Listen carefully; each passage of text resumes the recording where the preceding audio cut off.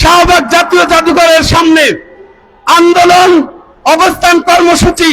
রাত্রি যাপন কর্মসূচি পালন করার মাধ্যম দিয়ে গত 11 তারিখ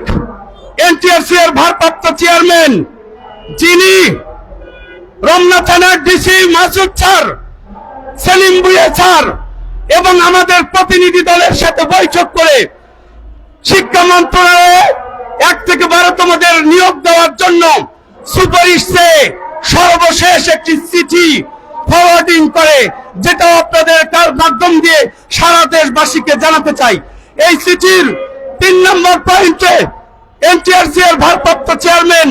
নুরে আলম সিদ্দিকী স্যার বলেন, এমতো অবস্থায় বিদ্যমান পরিস্থিতি বিবেচনায়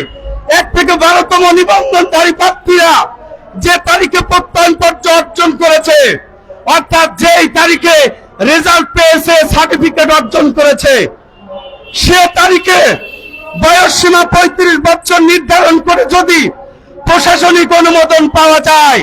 তবে 1 থেকে 12তম নিবন্ধনধারী প্রার্থীদের দাবিকৃত দীর্ঘদিনের সমস্যাটি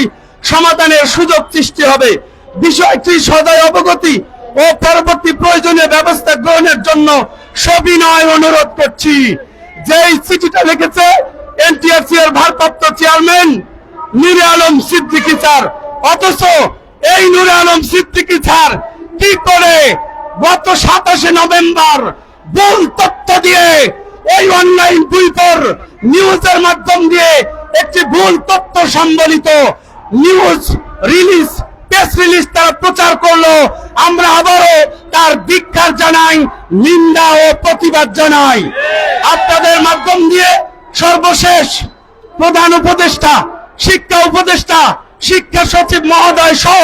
সকল দায়িত্বশীল জনকে 1 থেকে 12তমদের পক্ষ থেকে উদাত্ত অনুরোধ